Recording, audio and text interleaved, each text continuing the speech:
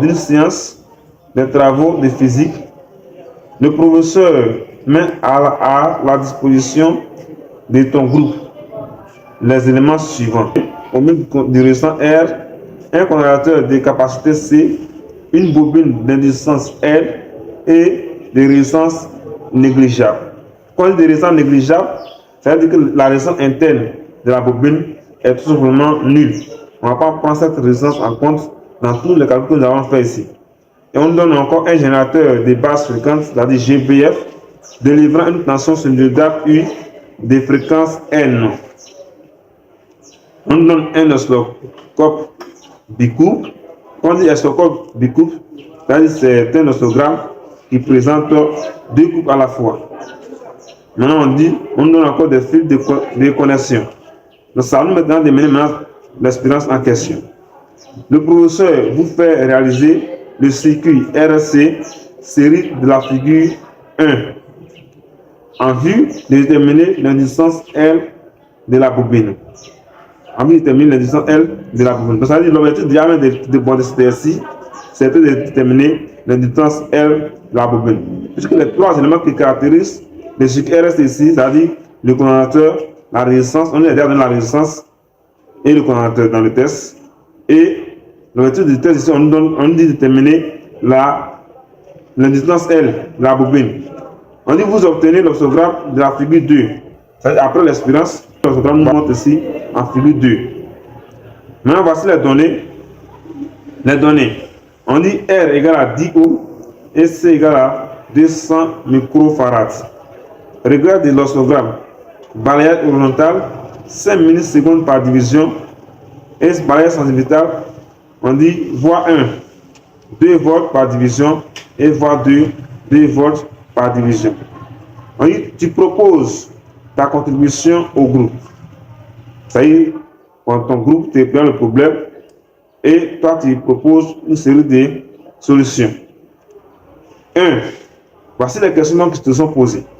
Donne l'expression de l'impédance Z du circuit en fonction de R, L, N et C.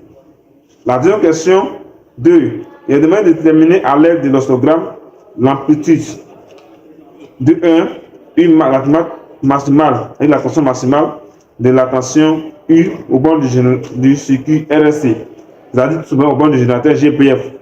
Mais la tension UR maximale, c'est-à-dire la tension U au bord du résistance, c'est-à-dire du contour ohmique R. Maintenant, 2, 3, on demande l'intensité maximale qui traverse ou qui parcourt tout le circuit. Dans la troisième partie, on demande de déterminer quoi? 3.1, l'impédance Z du circuit RC en question. Après la termination de l'impédance Z, on termine par la fréquence N des oscillations. Et enfin, la dernière question, 4, on est demandé de déterminer l'industance L de la bobine. Donc, chers amis, après une lecture brève de l'exercice, on va nous passer à la leçon de l'exercice. Avant tout, j'aimerais ajouter que, bien avant de commencer d'abord toujours un sujet, il faut prendre la peine de lire. Et si tu prends la peine de lire, vous verrez qu'il y a les informations que le test contient qui va vous aider dans la résolution. Donc, on va nous passer à la résolution de l'exercice. Dans la première question, les questions de déterminer quoi? L'expression de l'impédance Z du circuit RSC. Comment on répond à cette préoccupation? Dans cette question, il n'y a pas de démonstration. On me demande tout simplement de donner ici l'expression de l'impédance Z du circuit RSC que vous avez vu en classe.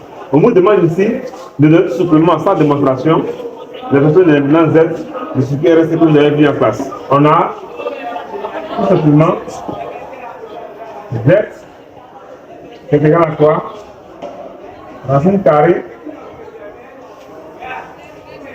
de R. Généralement, vous avez R plus R. Le grand R ici, c'est la résistance du contour ohmique. Et le petit R ici, c'est la résistance interne au bord de la bobine.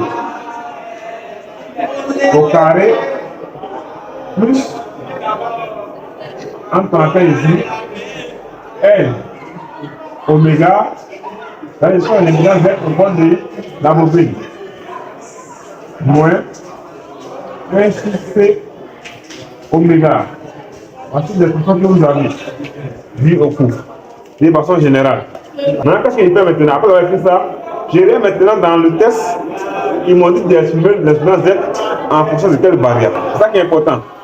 Moi, d'estimer l'exponent Z en fonction de quelle variable dans le test. Le test m'a dit en fonction de la variable R, le C et puis le N qui est la fréquence. Donc, qu'est-ce que j'ai fait? Donc, ici, je sais aussi quoi? Or, nous savons que oméga est égal à Bpi multiplié par la fréquence. Je vais tout simplement dans cette expression, je vais remplacer oméga par cette expression. Vous voyez qu'il y a bien N qui est contenu dans oméga. Maintenant, puisque ici dans le test, il a dit que la bobine ici, la raison interne de la bobine ici est négligeable. C'est ce que je disais tout à l'heure.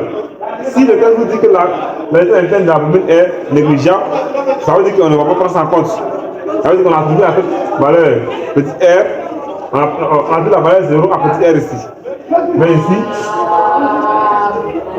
r égale à 0. En parenthèse, négligeable.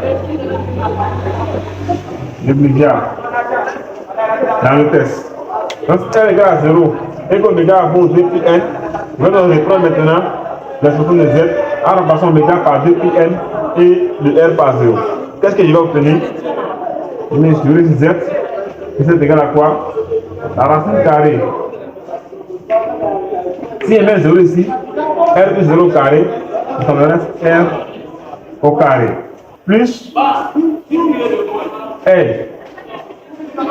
Qu'est-ce que j'ai fait? Je vais remplacer maintenant oméga par 2 pi n.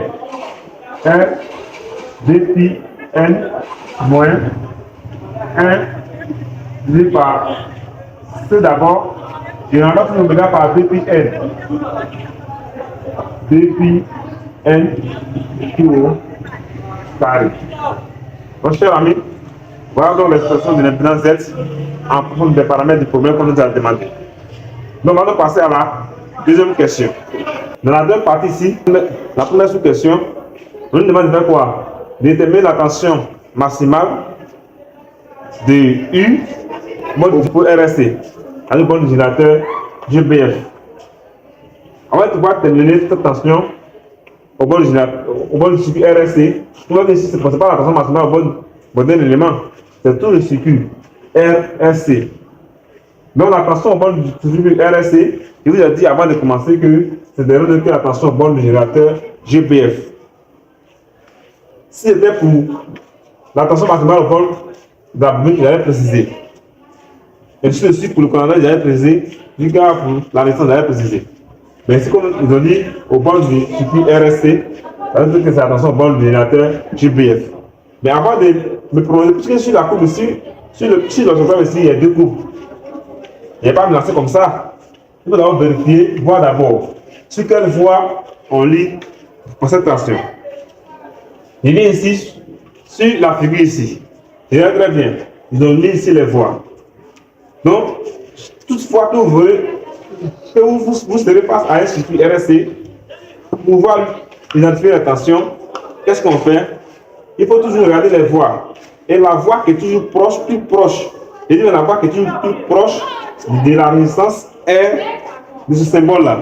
C'est sur cette voie-là que nous avons la tension au bord de résistance. Et l'autre voie-là, c'est toujours pour le générateur, là, pour la tension globale. C'est tout ce qu'il faut remarquer qui est là. Donc, pour terminer la tension maximale au bord du générateur du pôle RSC, qu'est-ce qu'on va faire? Je dis que c'est sur la voie 2 que je lis cette tension. Je viens maintenant sur la figure ici, je regarde où il y a la voie 2. Je vois que la coupe en bleu ici, c'est la voie 1. Donc, ça veut dire qu'il ne m'intéresse pas d'abord. Il ne m'intéresse pas à ce tout. Je regarde maintenant la voie 2. Au cristal, c'est cette coupe qui est en rouge ici. Donc, c'est la coupe qui est en rouge ici qui représente la coupe de la tension au bord du dipôle RSC. Donc, avant de terminer sa tension maximale, il va dire quoi? La tension maximale, ce n'est rien d'autre que l'ordonnée du plus haut point de la coupe. L'angle du plus haut point de la coupe, c'est ça qui est la tension maximale. Dans l'angle du plus haut point de la coupe, je répète maintenant ce point. Lorsqu'il prend la coupe en rouge ici, c'est la coupe relative de la tension U en question. Donc je répète d'abord pour ce point, le plus haut point de la coupe c'est ici, ou bien ici. Si est bien ici, c'est vrai que c'est ça de sommet, mais ce n'est pas le plus haut point de la coupe.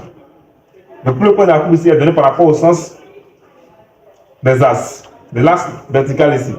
Donc si c'est bien ici, bon, c'est le plus petit point de la coupe qui est là. C'est le plus bas point de la coupe.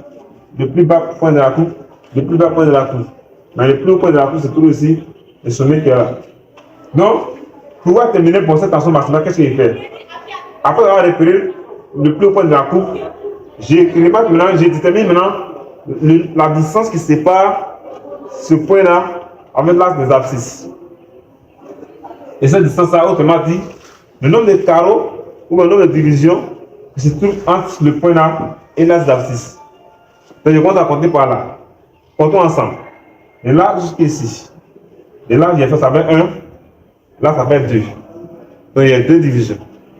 Comme il y a 2 divisions, j'irai bien ici, dans les données qu'on m'a données, on va donner ici les différentes sensibilités ici.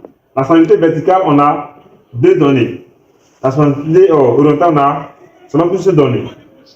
La sensibilité verticale, on me dit quoi? Puisque c'est la tension terminée, je vais maintenant seulement qu'à la sensibilité verticale. Je n'ai pas venu prendre la sensibilité horizontale pour pouvoir terminer la tension maximale. La tension est lue sur l'axe vertical.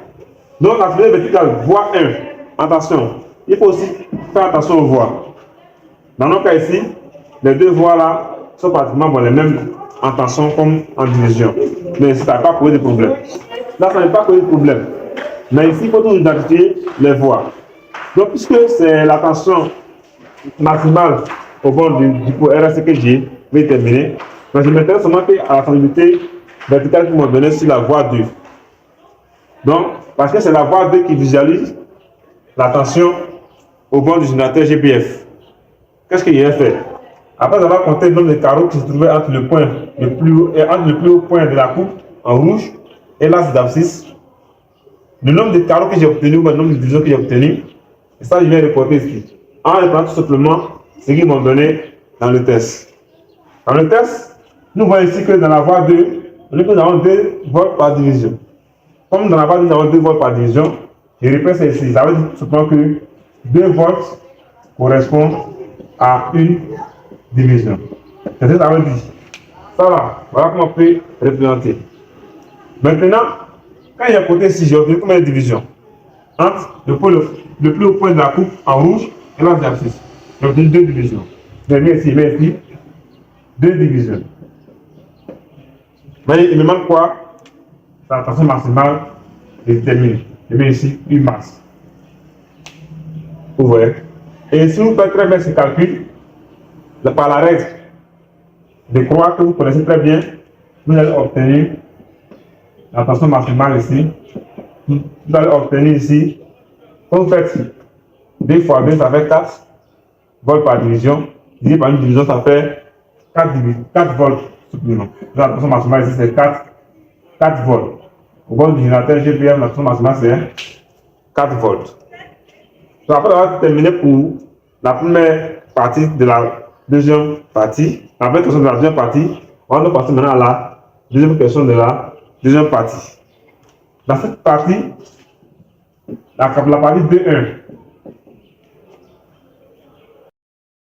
il est question de déterminer la tension U indice RM.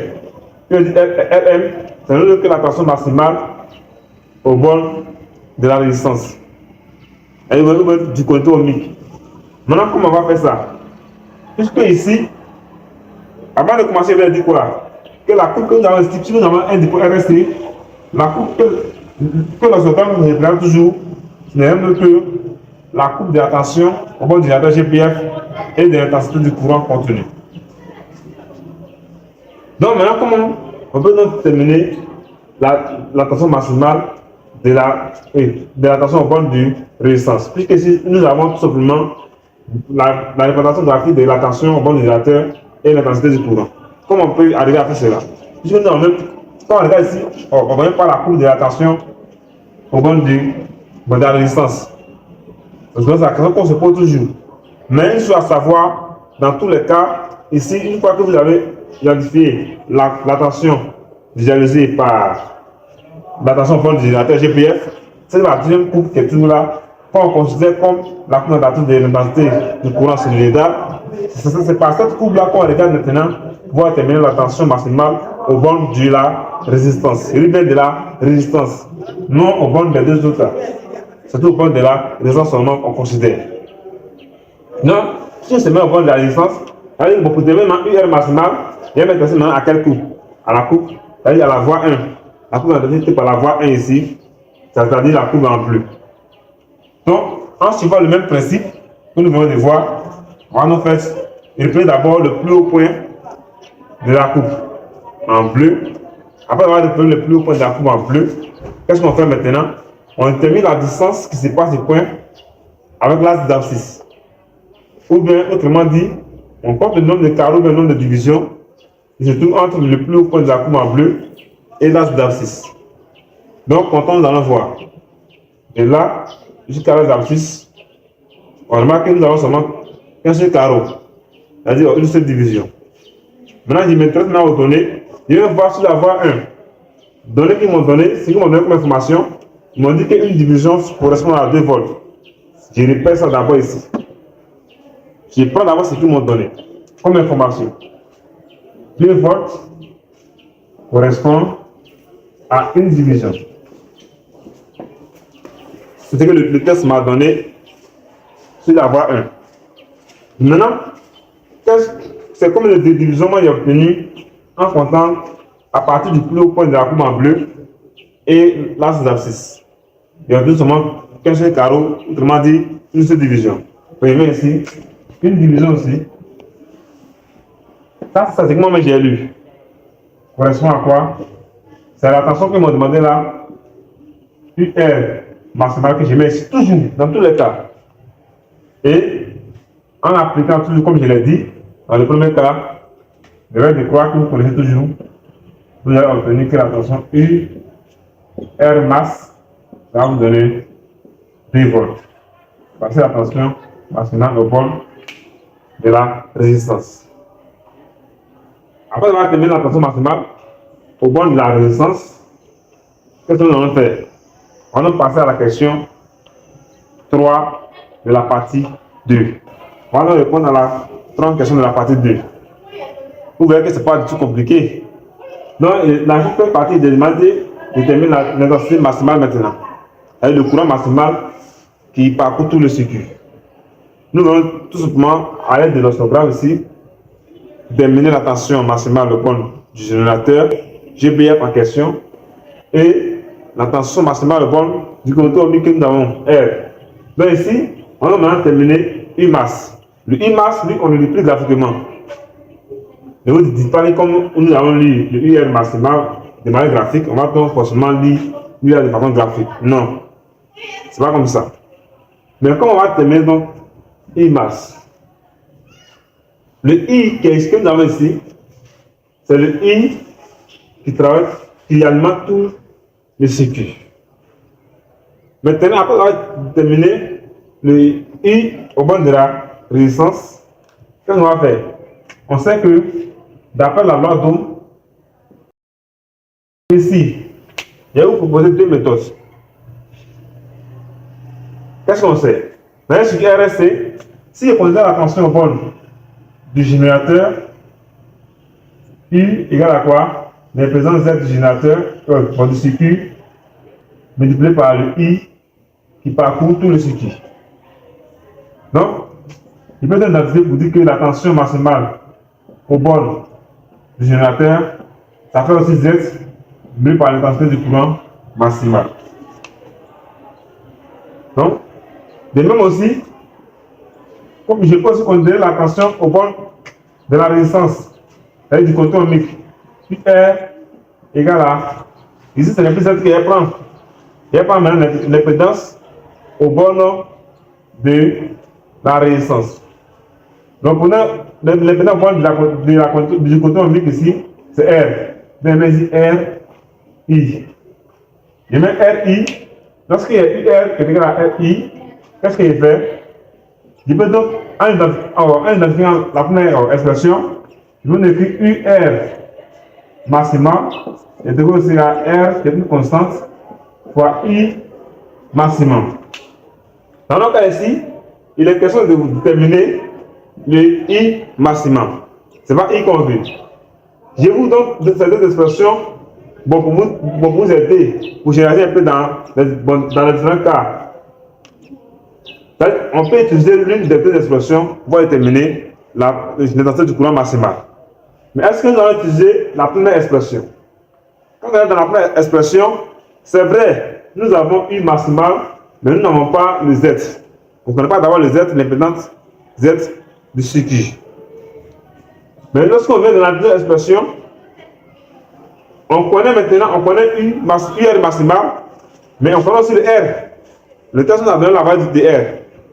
Lorsque vous prenez cette première expression, vous n'allez pas obtenir une valeur pour l'intensité du courant qui parcourt le circuit. Donc, tout simplement, il faut donc considérer la deuxième expression. Car nous avons le IR maximal et nous avons la leçon du courant qu'ils ont donné. Donc, par cette expression, comme je viens de dire, on va donc même tirer l'intensité du courant maximal du circuit dans cette expression. Voyez ici, et même ici, on a UR maximal est égal à R fois I maximum. Je vais tirer le I maximum dans cette relation et je vais quoi? Je vais I max est égal à UR maximum divisé par R. Voilà la relation que j'obtiens.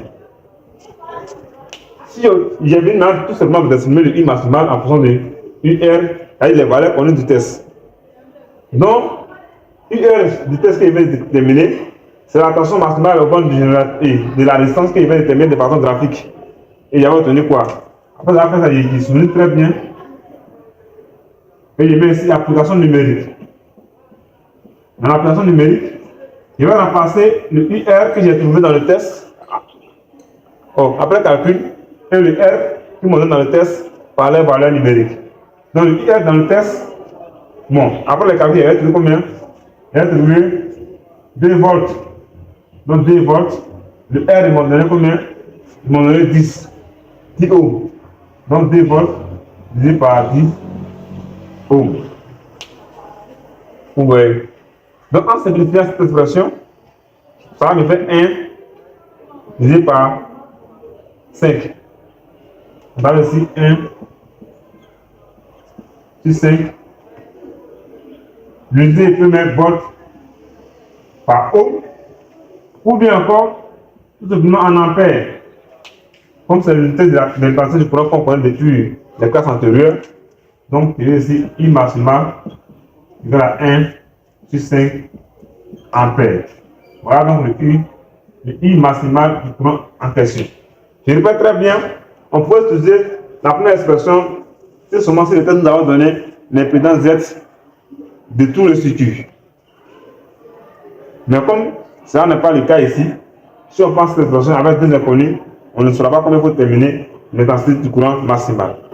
Donc, chers amis, voici donc les réponses qu'on attendait de vous au cours de cette épreuve. Et après avoir répondu à la deuxième partie de notre problème, on va passer maintenant à la troisième partie de notre problème.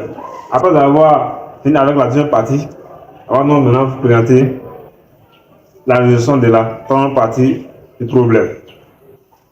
Dans la première question de cette troisième partie, il est question ici de faire quoi? De calculer l'impédance Z du circuit. Donc, qu'est-ce que nous allons faire? Pour calculer l'impédance Z du circuit, nous avons des expressions. On met la tension maximale au borne du générateur GPF et la tension maximale au borne du compteur ohmique UR maximal. Et on vient encore déterminer l'intensité du courant maximal. Donc, comment on va faire donc pour déterminer l'impédance Z? Si vous vous rappelez très bien, je vous avais donné deux expressions qui étaient les suivantes. Donc, parmi les quatre expressions, quand vous regardez, c'est quelle expression qui peut bien nous permettre, nous faciliter la tâche pour déterminer l'impédance Z dans nos cas ici. Quand je prends cette expression, D'abord, l'expression qui est ici, il n'y a pas d'abord même l'expression Z. Voilà pourquoi vous voyez qu'il était important d'abord de déterminer la tension maximale. Mais il faut aussi prendre les deux expressions-là. Il y a maintenant un des deux expressions qui il peut prendre. Est-ce qu'il peut prendre cette expression-là? Il est très bien. Selon les données du test, ou selon les valeurs qui sont déterminées, je n'ai même pas d'informations sur la tension efficace de la tension bonne du générateur GBF, ni l'intention du courant efficace aussi. Ce que j'ai seulement et ce que j'ai calculé, c'est par la tension maximale au bord du générateur GBF qui est calculé de manière graphique, et aussi la tension du courant maximal au bord qui parcourt tout le circuit, et aussi déterminé à l'aide de la relation IR, de cette relation que nous avons là-bas. Donc, puisque nous avons un dipôle, est-ce que c'est donc le même courant qui parcourt? Est-ce que c'est donc le même courant I qui parcourt tous les circuits? Oui. Pourquoi? Parce que les circuits RSC, généralement, sont montés en série. Les circuits en série, le courant qui quitte au générateur, c'est le courant qui alimente tous les dipôles. C'est ce qu'il faut savoir. Donc, le I max qui est ici, c'est le même I max qui est ici. Et c'est le même I max aussi qui sera dans le cas de IL, UC et UR aussi. Donc, on va donc passer maintenant on va donc chercher maintenant le Z. Puisque je peux utiliser cette expression, parce que je ne connais pas les tensions efficaces ni les courants efficaces. Mais je connais les tensions maximales et les courants maximales. Donc, c'est seulement sur la question que là qu'il peut prendre. Déjà, à l'île on a I max égale à Z divisé par I max. Donc, dans cette relation, je vais tirer Z.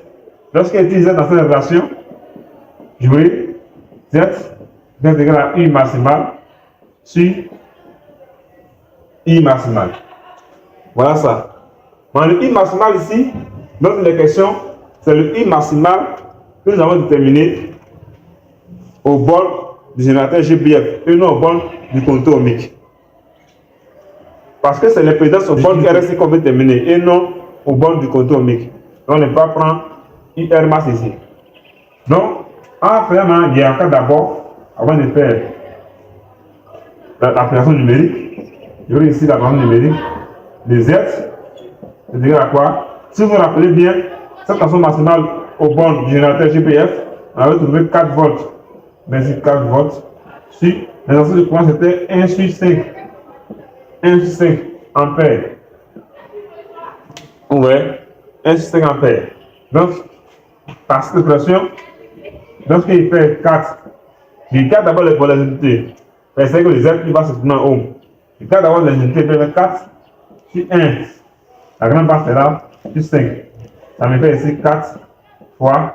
Lorsqu'il divise une fraction par une fraction, je multiplie la fraction qui est en haut et la première fraction par l'inverse de la deuxième fraction. Or, l'inverse de cette fraction, l'inverse de 1 sur 5, c'est combien? C'est 5. C'est 4 fois 5. Donc, finalement, je vais aussi l'impédance Z. Z égale à 20 ohms. L'impédance Z, ça veut dire 20 ohms. J'en 4 seulement le résultat. Donc, voici donc comment il fallait calculer l'impédance Z. Et c'est cette réponse qu'on attendait de vous, chers amis. Deuxième question de la première partie du problème. On va donc répondre à la deuxième question de la première partie. Il est question de quoi? Il est question de déterminer la fréquence N des oscillations. Après la termination des différentes tensions maximales, l'impédance Z, l'intensité du courant maximale, on nous demande tout simplement de déterminer la valeur de N, la fréquence des oscillations.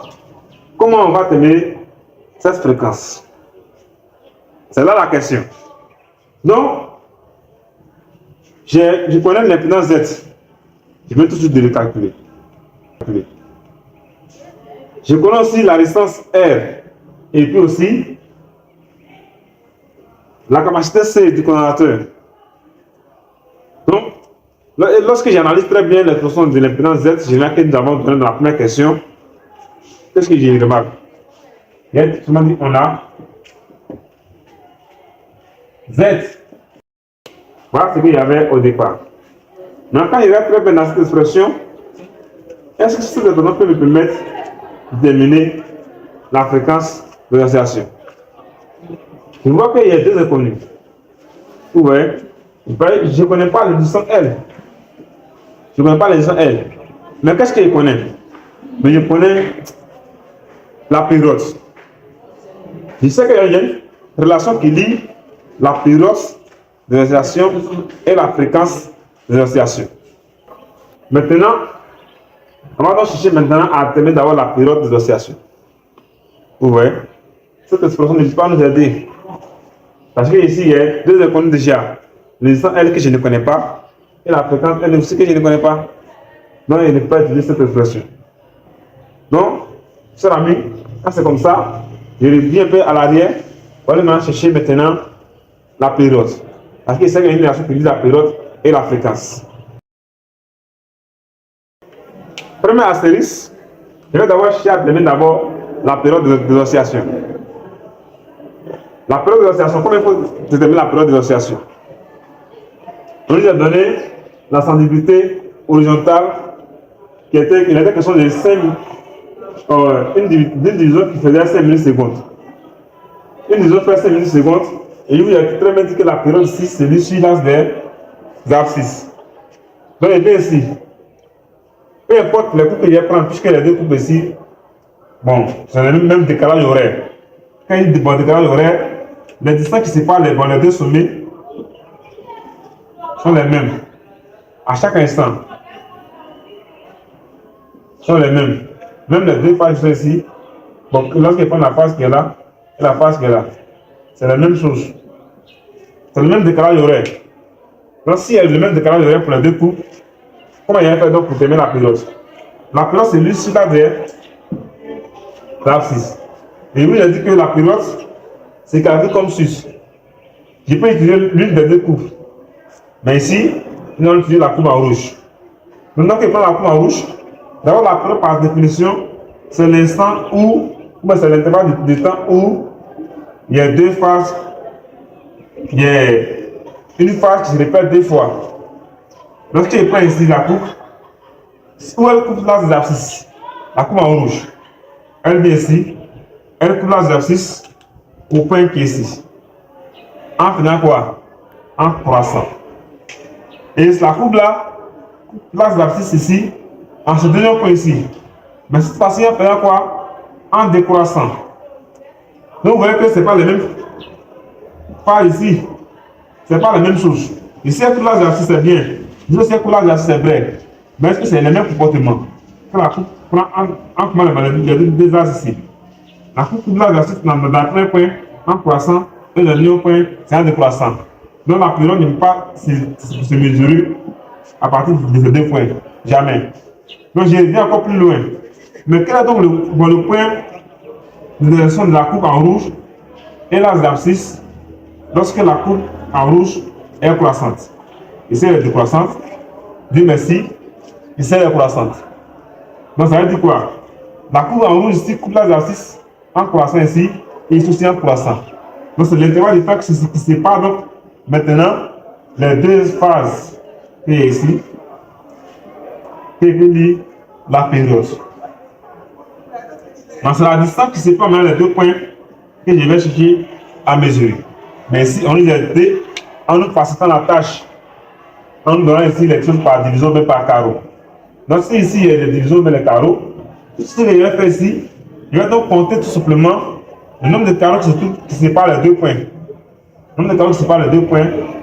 Je vous dis encore, on peut aussi faire la démarche de la presse ici, en utilisant encore le sommet ici, ou bien les deux instants, c'est la même chose. Mais je vais compter ma nombre de carreaux qui séparent les deux points que j'ai assuré. Quand je prends ici, comptons ensemble. Et là, jusqu'à là, il y a combien de carreaux? Je compte pour aller vers la droite. Et là, ça fait 1, 2, 3, 4. Donc, il y a combien de carreaux? Bon, il y a 4 carreaux. Autrement dit, 4 divisions. Donc, je viens ici d'abord. Je répète, je demande d'abord ce qu'ils ont dit. C'est où le test m'a donné comme information. Le test m'a donné comme information qu'il y a 5 millisecondes par division. Donc, je vais traduire ça. 5 millisecondes qui correspond à une division. 5 millisecondes qui correspond à une division. Maintenant, quand moi j'ai compté le nombre de carreaux qui séparent les deux points que j'ai repérés, c'était 4 carreaux. Autrement dit 4 divisions. Donc il vient ici, c'est ça, il vient mettre ici. Mais il ne le met pas ici. Et ici, c'est pour les ministres, pour les valeurs qui sont en ministre seconde, ici, c'est pour les valeurs qui sont en division. Donc, comme il a obtenu 4 divisions, il met ici 4 divisions. Donc, c'est la correspondance de ces 4 divisions maintenant qui va représenter la période des oscillations. Il met ici T, la période des oscillations. Donc, qu'est-ce qu'il fait? Là, ça devient maintenant du G. Si vous appelez la règle des croix, il fait ça là, fois ça, il fait ça là, fois ça, et il tire l'attention. En faisant cela, cette opération, vous avez obtenu T, qui est la période, il est égal à 5 fois 4 divisé par 1. La période ici va se transformer en millisecondes. Donc, quand il fait 5 fois 4 divisé par 1, ça me fait 20. Ouais. Donc la période ici, ça me fait 20 millisecondes. T égale à 20 millisecondes. Je vais convertir en son unité légale, c'est-à-dire en secondes. Lorsqu'il y a une grandeur en millisecondes, vous venez en secondes, je ne le multiplie tout simplement par 10% moins 3, je ne m'en boule pas. Ça fait ici 20 multiplié par 10% sur moins 3 secondes. Ou bien si vous aussi simplifier, il faut aussi écrire 2 fois 10% sur moins 2. Si je passe à 2, j'annule le 0 qui est là, la puissance, il fait plus 1 à la puissance. Moins 3 plus 1, ça fait moins 2. Donc, en secondes, c'est la même chose. On va faire donc la période de l'oscillation en secondes. Comme je connais la période de l'oscillation en secondes, je vais maintenant déterminer la fréquence de l'oscillation en question. Donc, je la série.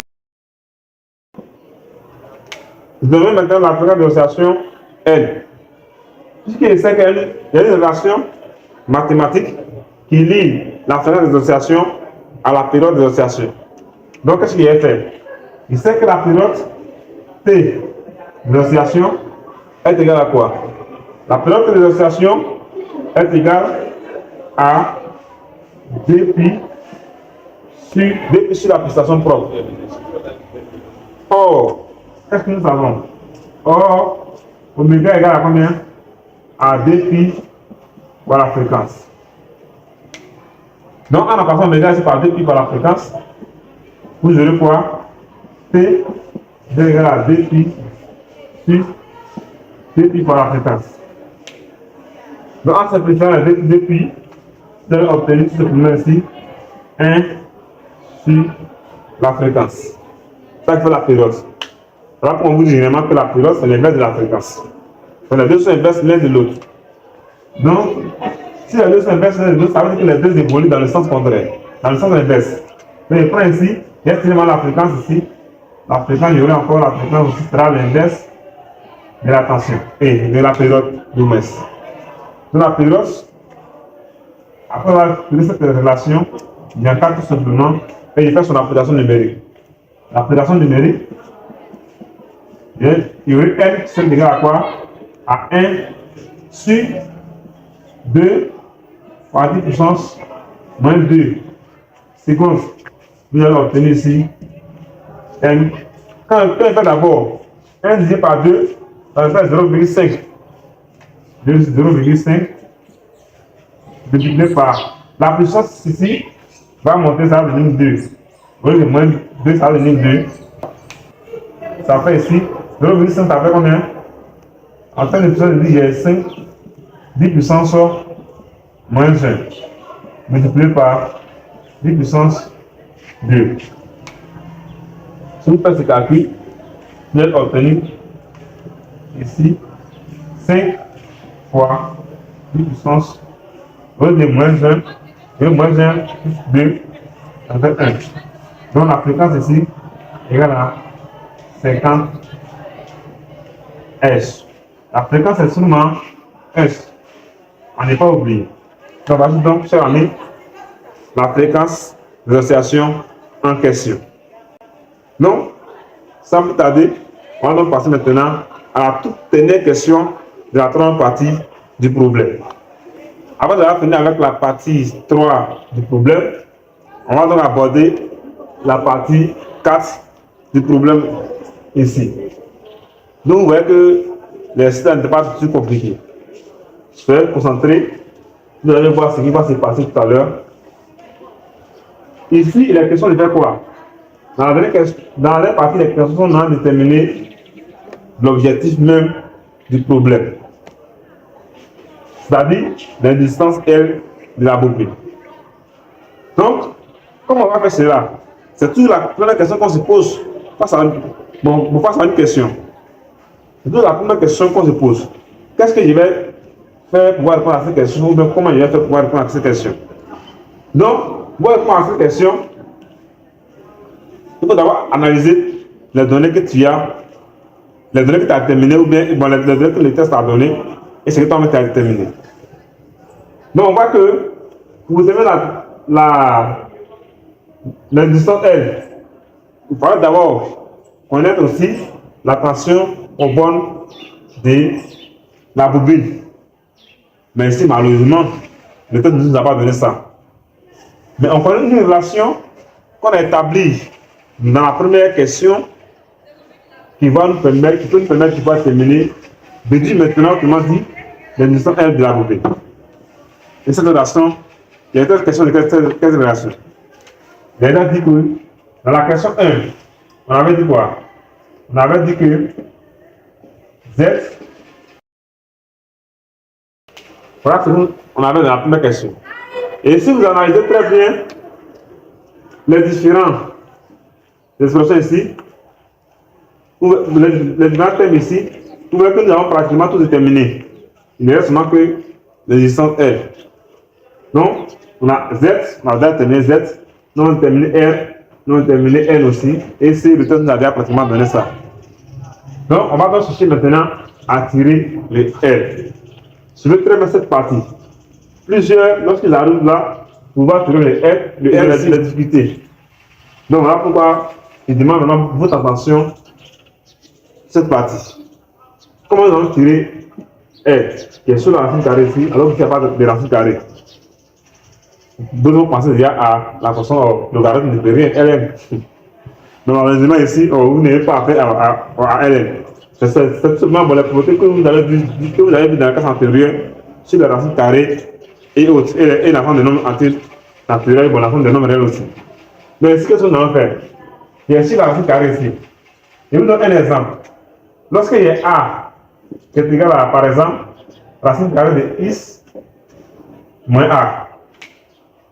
Si je vais déterminer X comme l'inconnu, qu'est-ce qu'il sait? Mais il doit d'abord bomber rassurer que ce qui nous fait sur la racine ici est positif. Hein? Donc, je vais tout simplement, je vais annuler d'abord la racine ici. Je vais annuler d'abord la racine pour pouvoir tirer le nombre qui est sur la racine ici. Donc, comment il faut annuler cette partie de la racine? On sait que la racine carrée d'un nombre de tout au carré, ça donne ce nombre lui-même en valeur absolue. Donc, tout simplement, je vais lever ici au carré, et je lève aussi au carré. Puisque lorsque A égale à B, on peut aussi écrire que A carré égale à B carré. Pourquoi pas? Parce que c'est une égalité. Donc, c'est ça que nous allons utiliser ici pour pouvoir nous en débarrasser de la question. En élevant cette relation au carré, j'aurai quoi? J'aurai Z au carré. Je vais rajouter le tout au carré. Donc la racine de la partie. Z carré va égal à R au carré plus L B pi N moins 1 sur C B pi N de tout à la puissance 2. C'est L que je cherche. Je vais d'abord tirer ces facteurs. Donc j'aurai L B pi N moins 1 sur C B pi N au carré. Le plus facile, c'est de ne pas d'avoir son peu des puissances. Je prends ce bloc, je le tire, je le tire en fonction des deux là. Donc ça va faire une petite Z carré. Puisque c'est ça est tiré, donc je vais replacer R carré dans le Z carré. Moins R carré. Z carré moins R carré. Qu'est-ce qu'il y a fait encore d'autre? Je vais maintenant faire partie de la puissance B qui est ici. le carré qui est ici. Comment faire partie du carré qui est ici? Je vais faire donc intervenir la racine carrée. Donc, je vais ici faire intervenir la racine carrée. J'aurai L, D pi N, moins 1 sur C, D pi N, c'est égal à racine carrée de Z carré, moins R carré. Voilà ce que j'ai ici. J'obtiens. Puisque c'est L et V, j'ai tout ça là-bas, j'ai fait passer ce bloc là-bas. J'aurai L, L, D pi N, c'est égal à quoi? À la racine carrée de Z carré, moins R carré. Ce nombre-là, s'il passe là-bas, son signe va changer. On va dire plus 1 sur C, D pi N. Ouais. Ici, maintenant, mon L en question. Donc, L, c'est égal à racine carrée de Z carré, moins R carré, plus 1 sur C, D pi N, de tout divisé par ce facteur. C'est-à-dire D pi N ici. Donc, si je ne vais pas trop m'embrouiller, je peux m'arrêter là. Je ne vais pas encore m'embrouiller. Et j'encadre cette relation. Donc, une fois j'ai fini d'exprimer L en fonction des paramètres du test, du problème, je vais donc maintenant faire l'application numérique. L'application numérique, L c'est égal à quoi? Le C, le que nous avons donné, c'est 200 microfarads. Alors, 200 microfarads, pour venir en farads, qu'est-ce qu'il faut faire? Ça fait ici 200. Il faut multiplier ce qui est en microfarad par 10 puissance moins 6. Moins 6. Lorsqu'il multiplie ça par 10 puissance moins 6, s'il fait partir les deux zéros qui derrière les 200, il y aurait 2 par 10 puissance moins 4.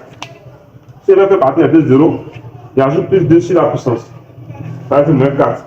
Donc, si ça fait 2 10 puissance moins 4 multiplié par 2 pi. Ouais, par 2 pi multiplié par quoi? La fréquence. La fréquence. Quelle valeur nous avons trouvé pour la fréquence? Je viens encore plus loin. La fréquence, on a trouvé 50 S. On a ici 50 S. Donc ici, le tout divisé par combien? Par 2 pi fois 50. Donc voilà le calcul que vous devez faire. À 0,106, c'est-à-dire 0,106. Quelle est donc l'unité de l'indistance? C'est Henri. Généralement appelé H. Donc, voilà donc l'indistance L de la bobine en question. Donc, chers apprenants, voici donc les réponses qu'on s'attendait à vous. Donc, nous avons des préoccupations sur la dernière partie de la question 4 du problème. Faites-nous encore en savoir dans les commentaires et nous allons avoir des exercices pour évaluer là-dessus. Donc, si vous avez aimé la vidéo, n'oubliez pas de notifier la cloche de notification et de vous abonner afin de suivre nos prochaines vidéos.